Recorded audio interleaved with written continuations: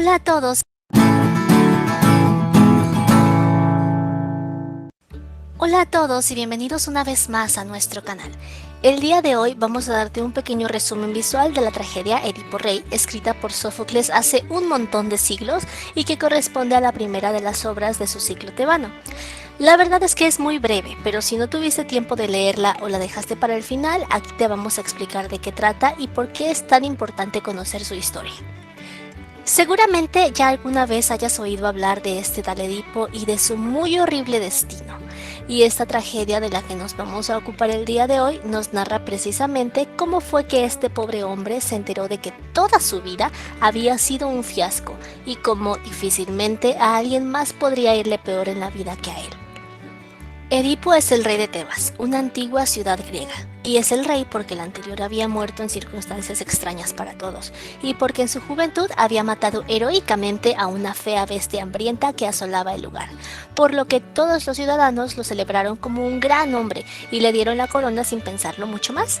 Sabemos que de eso ya habían pasado unos añitos, porque ahora estaba felizmente casado con Yocasta, la viuda del antiguo rey, y ya tenían 4 hijos medio mayorcitos. Cuando el relato de Sófocles comienza, Edipo es visto como un rey venerable y sabio por todo el mundo, y la gente le pide ayuda para que frene la peste que azota la ciudad. Edipo no es ningún semidios ni nada de eso, pero aún así es como el gran héroe de Tebas, entonces todos tienen puesta la esperanza en él para que arregle la cuestión. Nuestro estimado rey tampoco es que sepa muy bien qué hacer, pero en la antigua Grecia existía un as bajo la manga, y era consultar con los oráculos sobre cuál era el designio de los dioses en caso de que cosas desagradables estuviesen ocurriendo. Ya saben, para que su ira se calmara y les devolviera la paz a los simples mortales. Los oráculos eran como una especie de iluminados intermediarios entre los dioses y la gente, por lo que era común que se les consultaran cositas para saber cómo actuar ante determinadas circunstancias. Y como la peste en Tebas estaba muy brava, Edipo pensaba que el dios Apolo estaba muy enojado con ellos y necesitaba saber cómo tranquilizarlo. Para esa misión había mandado a Creonte, su cuñado, a que le preguntara al oráculo qué estaba pasando y cómo remediarlo. Muy convenientemente para la escena, Creonte viene regresando de su encomienda y le cuenta a Edipo que el dios, pues, sí está muy enojado, y es que todavía no se ha hecho justicia respecto al anterior rey, Layo, que como dijimos había muerto en circunstancias turbias. Supuestamente asesinado por unos bandidos a las afueras de la ciudad, hace muchos años. Edipo está muy de acuerdo en que eso sigue pendiente, y convocando a la gente a su alrededor, les pide que le ayuden a averiguar o a llevar ante él al asesino en caso de que lo conocieran, porque solo con la muerte o destierro del criminal las cosas volverían a ser bellas en Tebas. El oráculo había sido eficiente en decirle cómo solucionar el caso. El problema es que nadie sabía quién era el asesino que seguía suelto. Bueno, Edipo tiene otra idea brillante: traer a su presencia a Tiresias, un viejo ciego muy popular en la zona porque era adivino, para que le dijera ya sin rodeos y para ahorrarse la investigación policial quién era el villano del cuento. Tiresias llega ante él, pero se siente muy consternado. Sabe la verdad del caso y no quiere decirla. Edipo le insta a que lo haga, pero Tiresias tiembla de miedo. Al final, como ya lo estaban presionando muchísimo, el adivino suelta la sopa. El asesino no era otro sino el mismo Edipo. El rey, limpiándose los oídos, le pide que repita eso, y Tiresias lo repite. Encolerizado, le grita: «¡Atrévete a repetir eso, insensato!». Y Tiresias pues vuelve a repetirlo, porque era la verdad. ¿Qué más podía hacer? Edipo no puede creer lo que está escuchando. ¿Cómo podía ser él el asesino si tanto tiempo se había dedicado solo a hacer el bien para todos y a preocuparse por cada uno de sus ciudadanos? Si hasta había matado a la malvada esfinge y los había salvado a todos. Decide entonces que Tiresias es un traidor, que sin duda se alió con su cuñado Creonte para que ambos gobernasen, o bueno, que Creonte gobernase porque Tiresias estaba ciego, pero aún así para tener una posición más influyente y todo eso. La gente alrededor, cansada de escuchar la discusión y las acusaciones yendo y viniendo, les piden que ya se porten como adultos y dejen de estar peleando en público. Edipo no está nada conforme con todo eso y echa de su vista al simpático invidente. Poco después de que se va, vuelve a escena Creonte. Ya alguien le chismeó que Edipo estaba hablando cosas muy graves de él y vino a ver qué puede aclarar de todo eso. El rey no está de humor y le suelta los mismos reclamos que le hizo a Tiresias, que seguramente está planeando derrocarlo para ser él el nuevo gobernante. Creonte le dice que de dónde saca esas tonterías, que acaso no ve que él está muy bien siendo el hermano de la reina, que para qué querría su corona, que piense con lógica. De todos modos, el conflicto no parece aclararse. Todos están peleando por lo que dijo un viejo con fama de adivino, y los ciudadanos reunidos en torno a ellos no saben ni qué pensar. Ante ese alboroto llega Yocasta, la reina. No le gusta nada escuchar que su esposo y hermano están peleando, y Creonte termina por largarse. Edipo se siente agotado de tanto defender su honra, pero aún así tiene energías para contarle todo lo que acaba de pasar. Yocasta no está nada segura no solo de lo que dijo Tiresias, sino de las profecías en sí. Ella no cree nada de eso de los oráculos, cree que son puras ocurrencias. Le cuenta como anécdota, por ejemplo, que una vez a su ex esposo se le profetizó algo muy feo, que su propio hijo le daría muerte, pero eso nunca llegó a ocurrir, porque en cuanto ambos tuvieron un bebé, lo mandaron a amarrar y dejar morir en el monte. En otras palabras, los oráculos podían evitarse simplemente tomando las acciones correctas para ello. Además, Layo había sido asesinado por unos bandidos en una encrucijada a las afueras de Tebas hacía ya un buen rato, por lo que no fue su hijo quien le dio muerte. Así de inválidos eran los oráculos para la astuta reina, que así buscaba tranquilizar a Edipo. Pero Edipo no estaba tranquilo. Reviviendo viejas memorias, le pidió que abundara un poco en lo que le dijo sobre la encrucijada y los bandidos y todo eso. Yocasta, confundida, le contó a fondo lo que se decía que había pasado aquel lejano día, que Layo, yendo en su carruaje, fue interceptado por unos bandidos que mataron a él y a su comitiva, dejando solo escapar a uno de sus criados, quien fue el que después contó toda la historia y es la versión que había circulado todos esos años. Edipo tiembla, pues eso le hace recordar cosas horribles, y ante la insistencia de su esposa, le termina por contar. Este le revela que nació en Corinto. Sus padres eran el rey Pólibo y la reina Mérope. Un día, cuando aún era muy joven, un ebrio le reveló que sus padres le guardaban un oscuro secreto, y aunque no quiso creerle, al día siguiente fue a consultar al oráculo para ver qué era eso que le había mencionado el borracho. El oráculo no le reveló el asunto, pero en cambio le dio una profecía muy terrible. Resulta que Edipo estaba condenado a hacer algo atroz, mataría a su padre y se casaría con su propia madre para reinar. El tipo se quedó helado ante aquella noticia y determinó que eso no ocurriría jamás, que se sentía moralmente muy lejos de cometer parricidios e incestos. Así que ni corto ni perezoso, huyó lejos de Corinto, muy lejos, para evitar volver a ver a sus padres y que estos no fuesen sus víctimas ni siquiera en un accidente o en una borrachera. En aquella huida, sus pasos le habían llevado hasta la ciudad de Tebas. Antes de llegar, en una encrucijada, se había topado con unas personas en un carruaje que lo apartaron bruscamente del camino. Se hicieron de palabras ofensivas y Edipo, que parece que ante todo reaccionaba con mucha furia, buscó pelea con el cochero y los demás criados.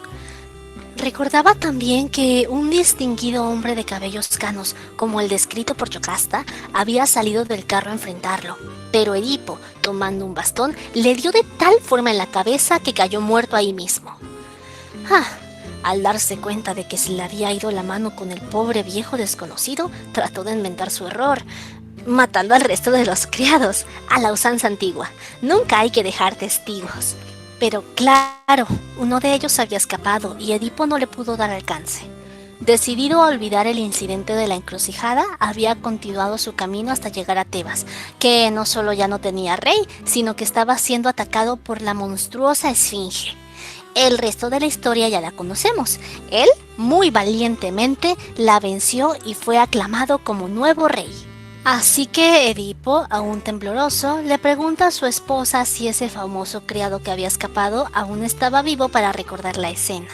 Resultaba que ese criado sí estaba vivo todavía, pero no había querido seguir trabajando para el palacio cuando supo que Edipo sería el nuevo rey, por lo que pidió licencia para irse al monte a pastorear rebaños o algo así, algo que lo hiciera estar muy lejos. Yocasta está de acuerdo en que lo manden llamar para que ya se calme de una vez de sus angustias, pero de todas formas, si el oráculo era correcto, Layo no pudo haber muerto por manos de Edipo, ya que estaba profetizado que sería asesinado por su propio hijo. Igual al rey lo consume el temor y se va corriendo, perseguido por sus tormentos. Yocasta entonces recibe un misterioso mensajero que venía del exterior. Se identificó como un siervo de Corinto, una ciudad cercana. Venía trayendo buenas y malas noticias. El rey Pólibo acababa de fallecer de causas naturales y el trono estaba vacante para que lo ocupase ni más ni menos que Edipo, su heredero legítimo. ¿Buenas y malas noticias? En sí, para Yocasta, esas eran noticias excelentes, así que manda a llamar a su esposo, no solo para que se entere de que se acaba de ganar así como así una corona nueva, como quien se saca la lotería, sino que además para que vea que su propio oráculo tampoco se había cumplido. Su padre no había muerto a manos suyas, sino por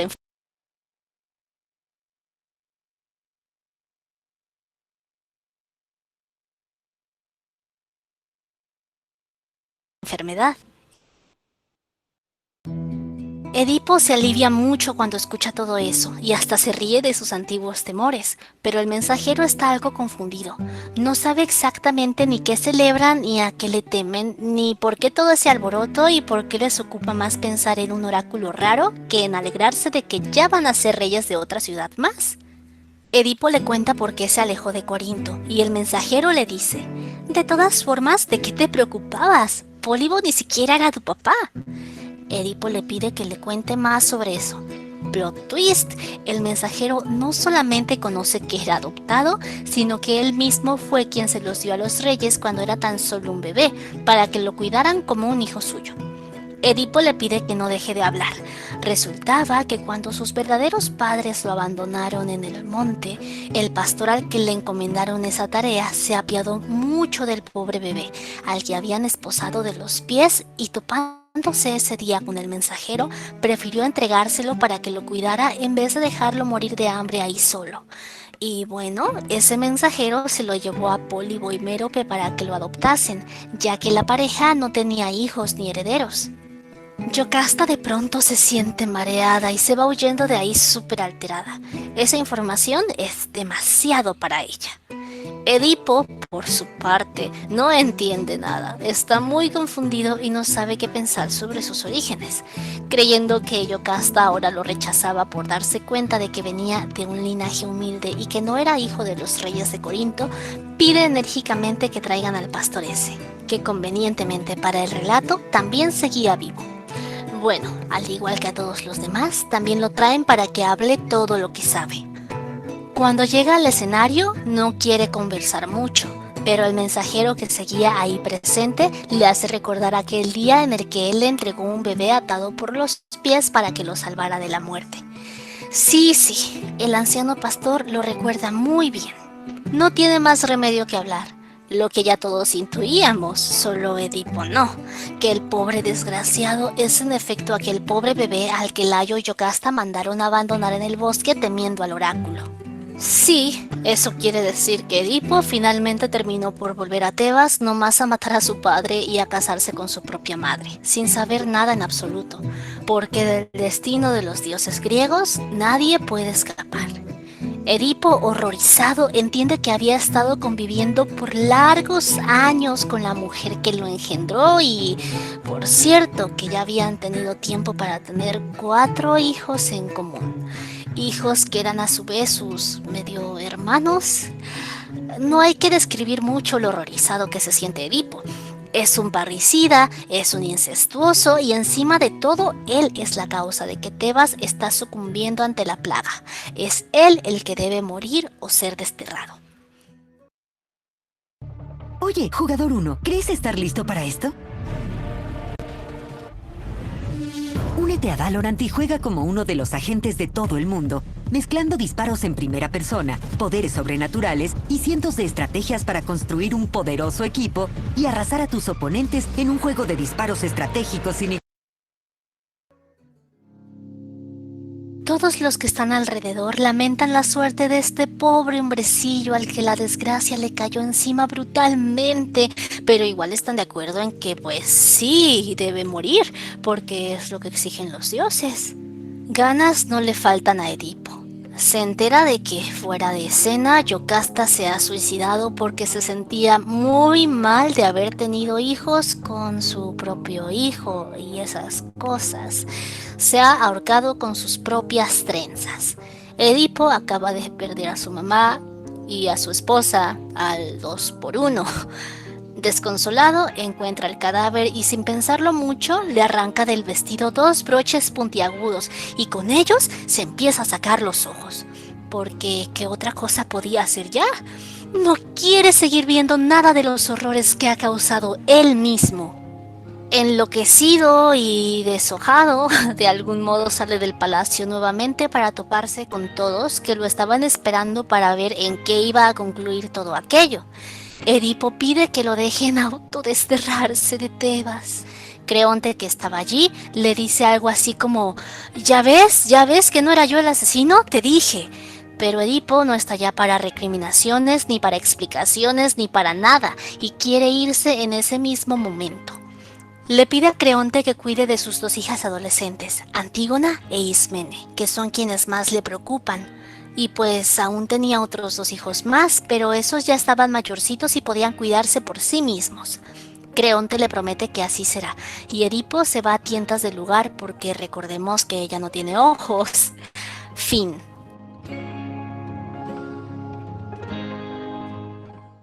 Así acaba esta historia, pero no hay de qué preocuparse, ya que por medio de las 2 siguientes obras de Sófocles, tituladas Edipo en Colono.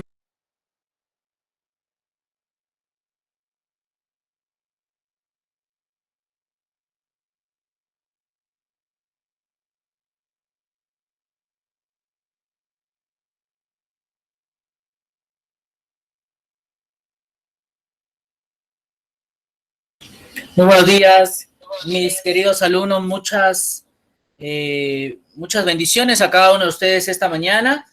Hemos estado mirando un pequeño extracto de la obra, bueno, más que la obra, el resumen, ¿verdad? El resumen de Edipo Rey, una historia que ustedes el día de ayer hemos estado viendo una parte del teatro griego, esta obra cumbre de la literatura griega antigua, una literatura importante, una literatura que de alguna manera u otra nos permite a nosotros darnos cuenta básicamente de lo que es, ¿no? Las características propias de un teatro que estaba en formación, un teatro que de alguna manera u otra nos permite contemplar.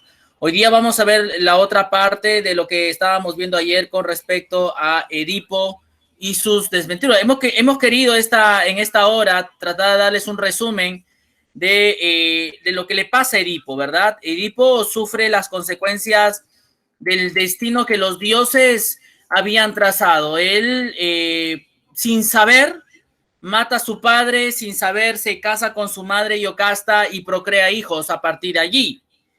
Y obviamente esta historia nos permite darnos cuenta básicamente de la tragedia y del pensamiento que los griegos tenían acerca de la vida, de la muerte y de las desgracias. Todas las desgracias de la vida tienen que ver básicamente con las acciones del ser humano. Todo lo que le pasa al ser humano es producto de sus acciones. Las consecuencias de ellos es producto de sus acciones. Entonces, podemos notar aquí una característica del teatro antiguo, que es básicamente un teatro netamente trágico, misterioso, en donde de alguna manera u otra pues se enlaza muchas acciones muy, muy dramáticas. Esta obra fue escrita a los comienzos de la guerra entre Atenas y Esparta, las 2 grandes ciudades, las 2 grandes polis griegas de la antigüedad, y está basada en una leyenda titulada Edipo el Ébano.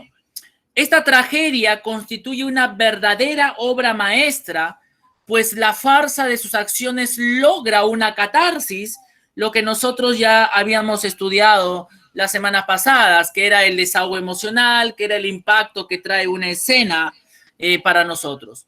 La obra narra la desgracia de Edipo, quien sin querer mata a su padre Layo y se casa con su madre Yocasta debido a las predicciones del oráculo. El oráculo le dijo a Layo, bueno, esto es lo que va a pasar, y Layo no creía, pero aunque no estaba obviamente planificado la muerte de Layo, no estaba planificada que él se case con su madre, pues las circunstancias como que coinciden para que eso suceda.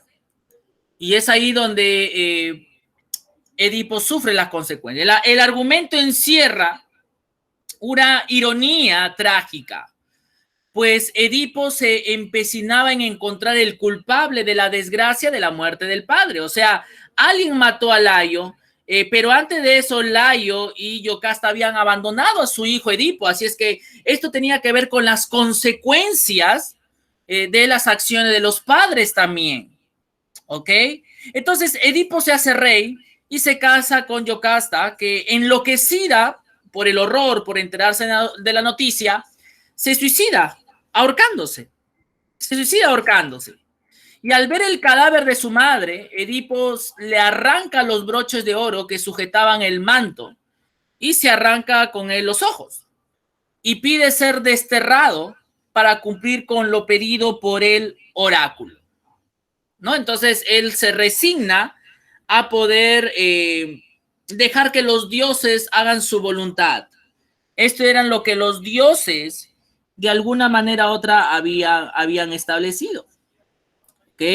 Esto era lo que los dioses de alguna manera u otra habían establecido para Edipo, para la familia de Edipo. Y bueno, ese era el pensamiento de toda la sociedad griega, en que los dioses castigaban a los seres humanos si es que estos se portaban mal, si es que estos cometían acciones trágicas. Para nosotros la enseñanza es de que toda acción trae sus consecuencias, ¿verdad? Toda acción mala, obviamente, trae una consecuencia, toda acción buena trae una consecuencia. Y para Edipo quizás no era su destino, pero era la consecuencia de las acciones de sus padres, de sus padres. Aquí, y ustedes en la sesión de clase tienen un fragmento, el fragmento del último acto de esta obra, en donde Edipo se arranca los ojos. Ok, voy a pedir esta mañana, ok, vamos a pedir a, hola Antonella, buenos días. ¿Me escuchas, hija? Sí, profesor, buenos días. Ok, vas a leer entonces el fragmento que está allí, por favor. Vas a leer ese pequeño fragmento cantado, obviamente, por los grandes poetas griegos que cantaban. Los dramaturgos cantaban las... A ver, te escuchamos, hija, este fragmento, el final de la obra.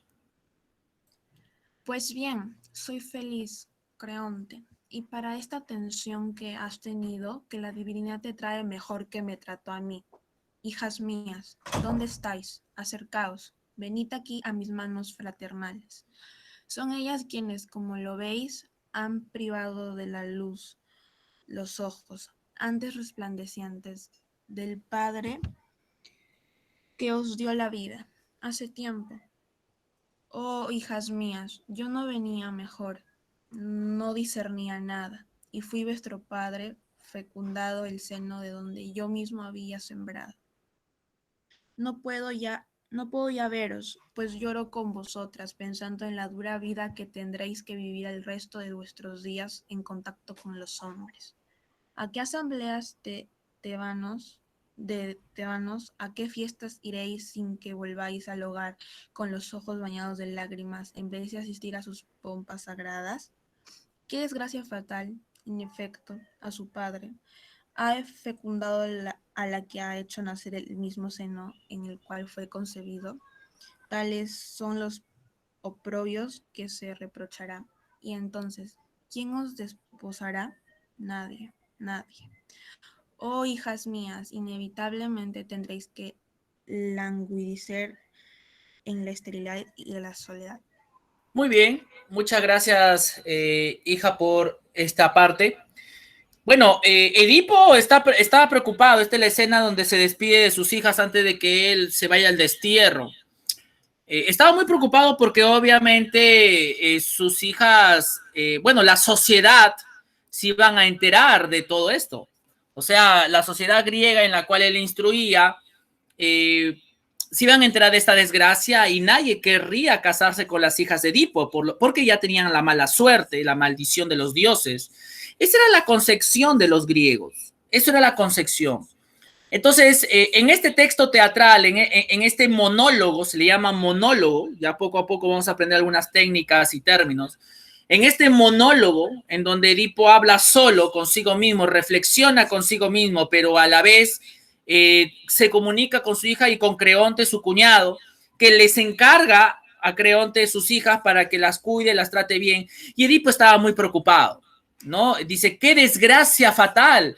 Esto me ha pasado a mí, pero a ustedes, ¿quién os desposará ahora? ¿Quién se casarán con ustedes? Nadie, dice él, nadie, oh hijas mías. Ustedes van a vivir en la esterilidad, o sea, no van a tener descendencia, no van a tener hijos y van a vivir en la soledad, completamente solas. Ese era lo que se creía en una sociedad en la cual de alguna otra forma creía básicamente en el destino fatalista. Y acá hay una enseñanza que los griegos nos dan también, de que muchas veces las consecuencias de los padres traspasa a los hijos. Sus hijas no tenían nada que ver con el destino de Edipo o lo que había pasado con Yocasta o con Layo, no tenían nada que ver. Pero en ese tiempo se creían que las acciones malas de los padres pasaban también a las consecuencias de los hijos. Por lo tanto, esa era una consecuencia generacional, de generación en generación. Así que esa era la forma en cómo la sociedad de ese tiempo concebía la vida, concebía el destino, mis queridos alumnos. Entonces la tragedia, el teatro, imagínense la catarsis que producía ahí en el aforo del teatro griego, ahí en la orquesta griega. Las personas lloraban, se identificaban con esto y tenía un mensaje exclusivo. Teníamos que cuidar nuestras acciones, teníamos que cuidarnos de tantas cosas que de alguna u otra manera pueden provocar malas consecuencias en el futuro. ¿Ok? En el futuro.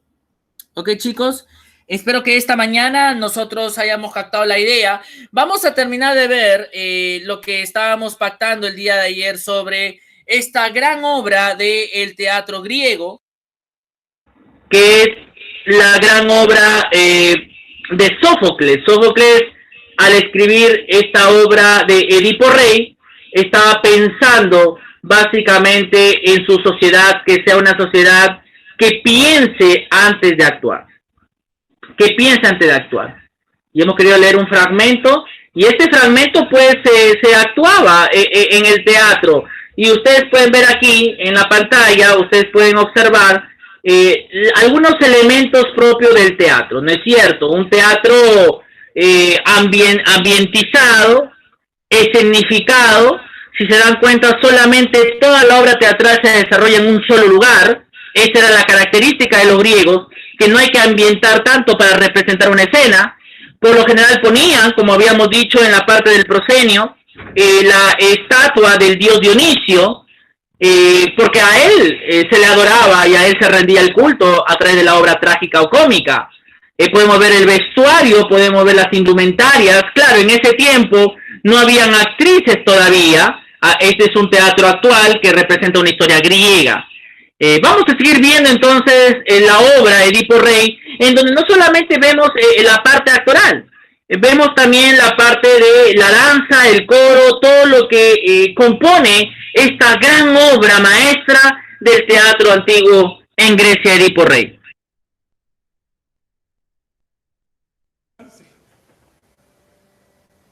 Mi padre era Pólibo. ¿De quién mejor que a ti podría yo hablar estando en semejante trance? Mi padre era Pólibo, Corintio, y mi madre Mérope, Doria. Era considerado yo como el más importante de los ciudadanos de esta ciudad hasta que sobrevino el siguiente suceso, digno de admirar pero sin proporción al ardor que puse en ella.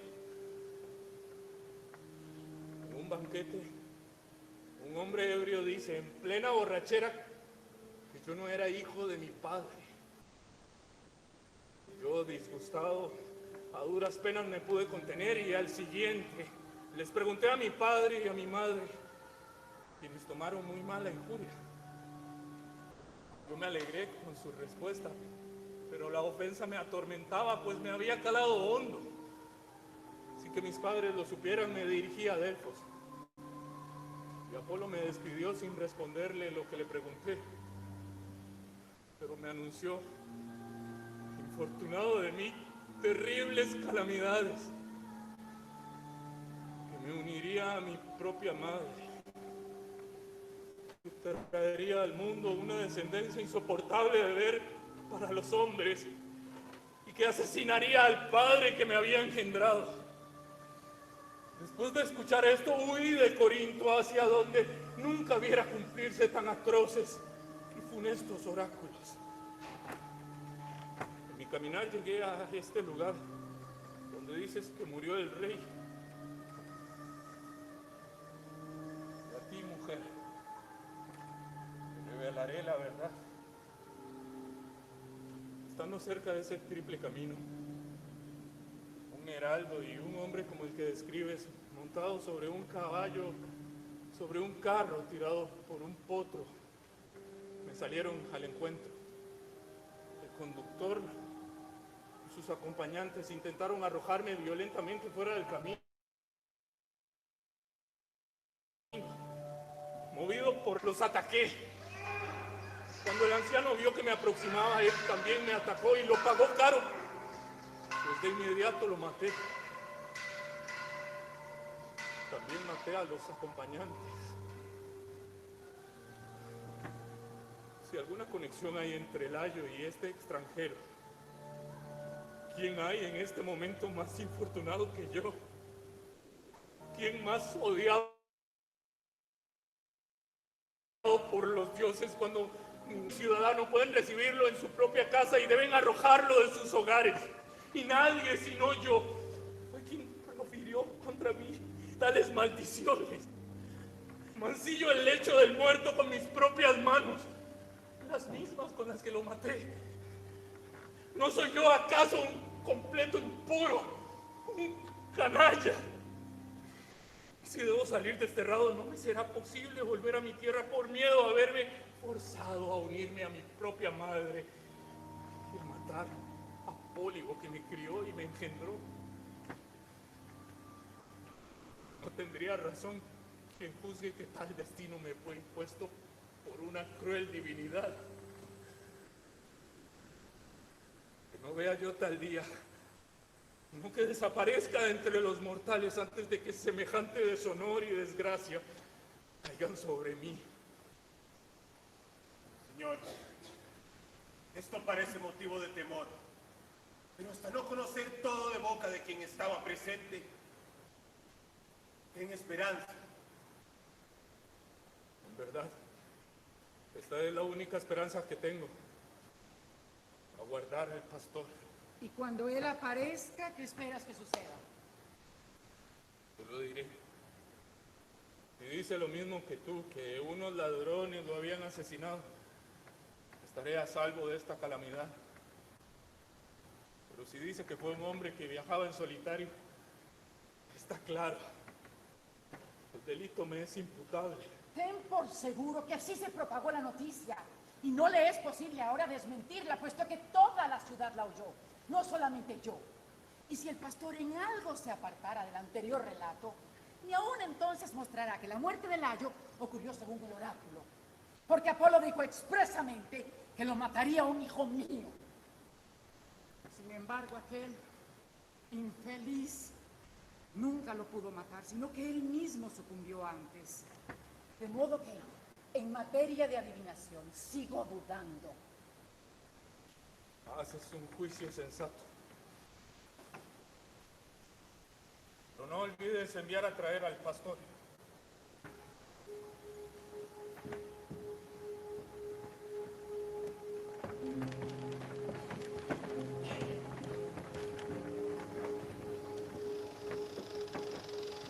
Ojalá el destino me asista en cuidar la venerable pureza de las palabras y acciones, cuyas leyes eternas y sublimes nacieron en el celeste firmamento, y cuyo padre es el Olimpo, no la naturaleza mortal de los hombres. Poderosa es la divinidad que en ellas hay y no envejece. La insolencia produce al tirano. La insolencia, si se harta en vano de muchas cosas que no son oportunas ni convenientes, subiéndose a lo más alto, se precipita hacia un abismo de fatalidad donde no dispone de pie firme. Si alguien se comporta orgullosamente de acciones o de palabras, sin sentir temor de la justicia ni respeto ante las moradas de los dioses, ojalá le alcance un funesto destino por causa de su infortunada arrogancia. Y si con injusticia saca provecho, O comete actos impíos. ¡qué hombre! En tales circunstancias, se tratará de rechazar de su alma las flechas de los dioses. Ya no honraré a la divinidad en el sagrado templo de Delfos. Si estos oráculos no se cumplen, y ello es visto por todos los hombres. Pero, oh Zeus poderoso, si con razón eres así llamado, que no pase esto inadvertido ante ti y tu poder inmortal. Se ven menospreciados e incumplidos los antiguos oráculos sobre el año, y el culto a los dioses se va apagando.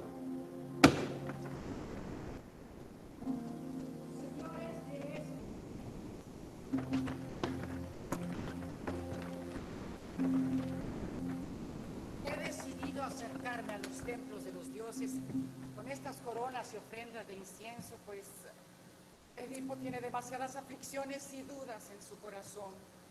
Y en lugar de pensar sensatamente en el presente, por lo que ocurrió en el pasado, escucha a cualquiera que le anuncie motivos de temor. Ya que nada consigo con mis consejos, buscaré ante Apolo alguna liberación purificadora, ahora que todos sentimos ansiedad al ver asustado al que es como el piloto de la nave. ¡Ahí viene el mensajero! ¡Ahí viene el mensajero! ¡Oh, extranjeros! ¿Dónde se encuentra el palacio del rey Edipo? Esta es su morada y él mismo está allá adentro, extranjero. Esta mujer es la madre de sus hijos. Sea siempre feliz, rodeada de gente dichosa, tú que eres la esposa legítima de aquel. De igual modo lo seas tú, oh extranjero, pues lo mereces por tus favorables palabras. Pero dime, ¿con qué intención has llegado y qué quieres anunciar? Traer buenas nuevas a tu casa y a tu esposo, mujer. ¿Cuáles son? ¿De parte de quién vienes? De Corinto. Ojalá te agrade la noticia que te daré, cómo no, aunque tal vez te duelas. ¿Qué es? ¿Y cómo puede tener ese doble efecto? Los habitantes de Corinto no piensan designar rey, según se ha dicho allí. ¿Por qué? ¿No está ya el anciano Pólibo en el poder? No, la muerte lo tiene en su tumba. ¿Cómo dices? Ha muerto el padre de Edipo. Que muera yo mismo, si no digo la verdad. Doncella, ve rápidamente a decirle esto al amo.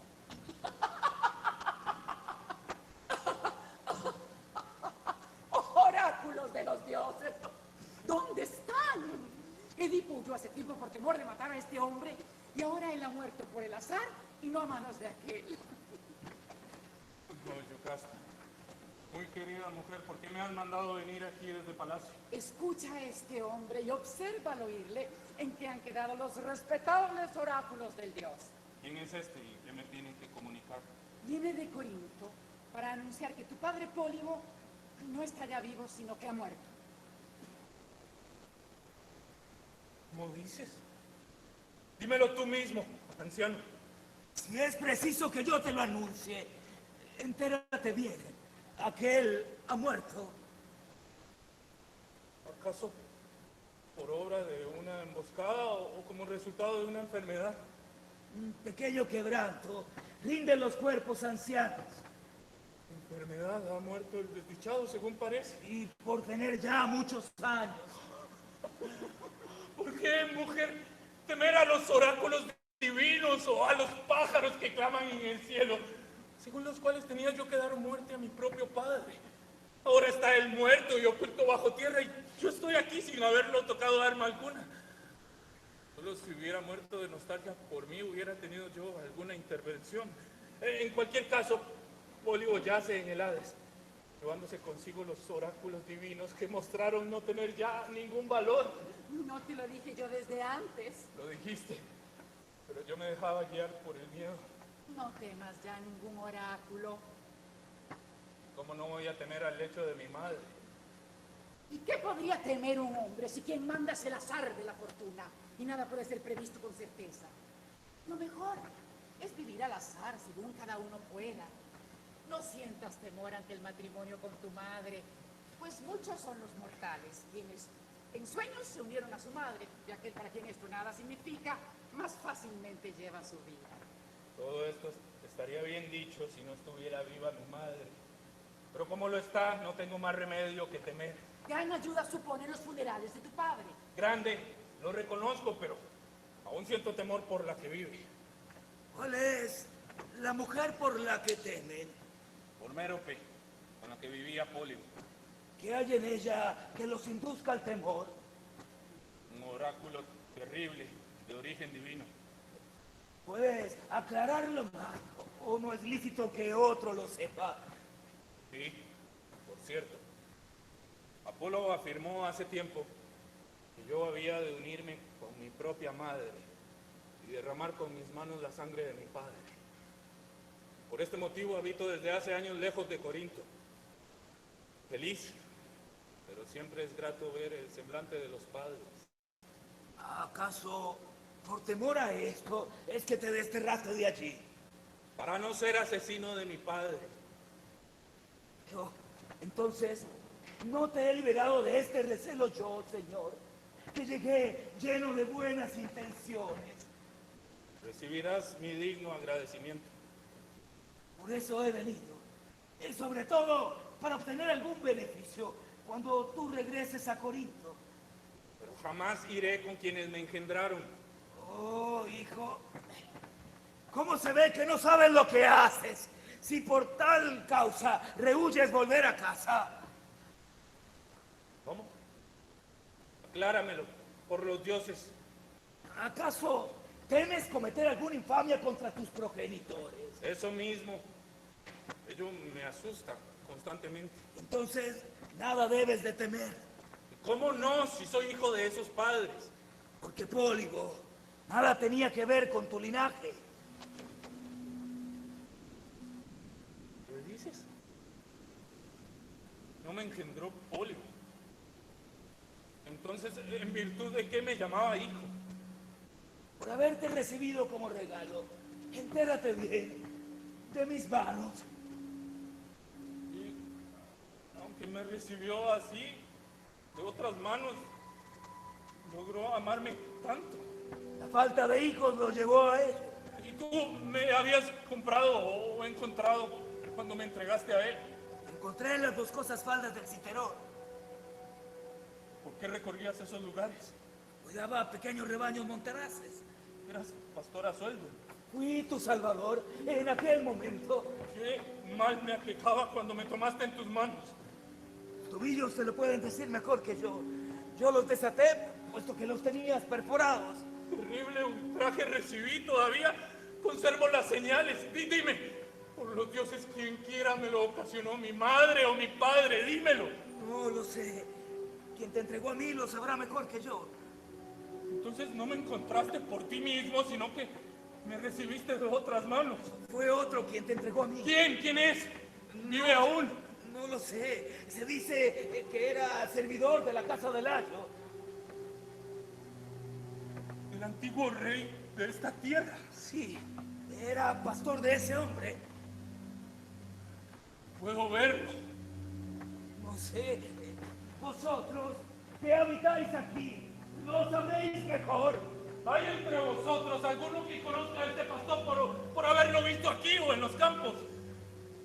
Es el momento de aclarar este misterio. Creo que es el mismo que mandaste a traer del campo para verlo. Pero aquí está Yocasta, que puede decirlo mejor. Mujer, aquel que hace poco deseábamos que se presentara es el mismo a quien este se refiere. ¿Qué importa lo que dijo? No hagas ningún caso ni pretendas recordar inútilmente lo que ha dicho. Imposible que con tales indicios no haya yo de averiguar mi origen. ¡No! ¡Por los dioses! Si en algo te preocupa tu propia vida, no investigues más. Bastante convives. Tranquilízate, aunque yo descienda de 3 generaciones de esclavos, tú seguirías siendo noble. Pese a todo, obedéceme. Te lo suplico, no averigües esto. No puedo obedecerte en eso de dejar de averiguarlo con claridad. Te lo pido por tu bien. Es mi consejo. Desde hace rato me están molestando esos consejos. ¡Ay! ¡Desdichado! Ojalá nunca llegues a saber quién eres.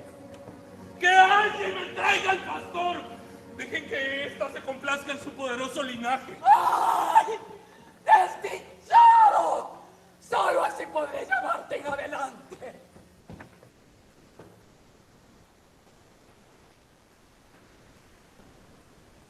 ¿Qué se ha ido?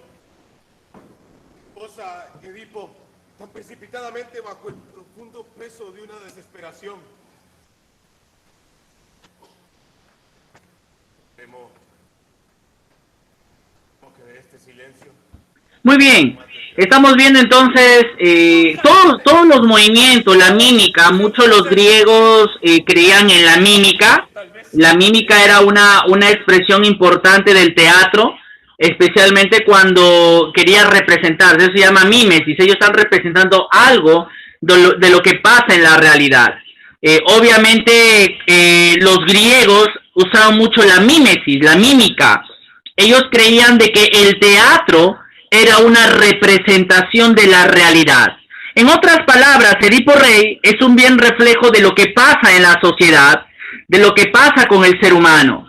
Y obviamente las acciones tienen los elementos de la tragedia, tiene la calidad de la muerte, de la desgracia, del dolor, del llanto. Esas son las características que plasma una obra trágica.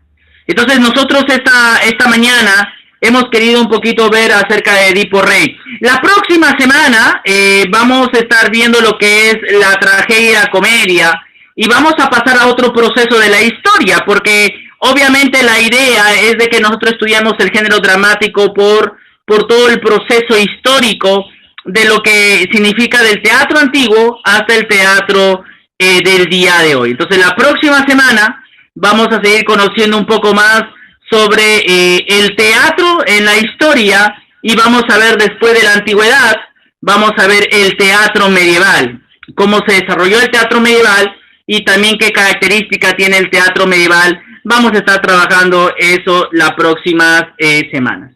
Como siempre es un placer haber estado con ustedes esta mañana, chicos. Un abrazo a cada uno de ustedes, cuídense mucho, nos vemos. Chao. Chao, profe, cuídese. Chao, profe, cuídese. Hasta luego, profesor. Chao, profe, cuídese. Hasta luego, profesor, cuídese.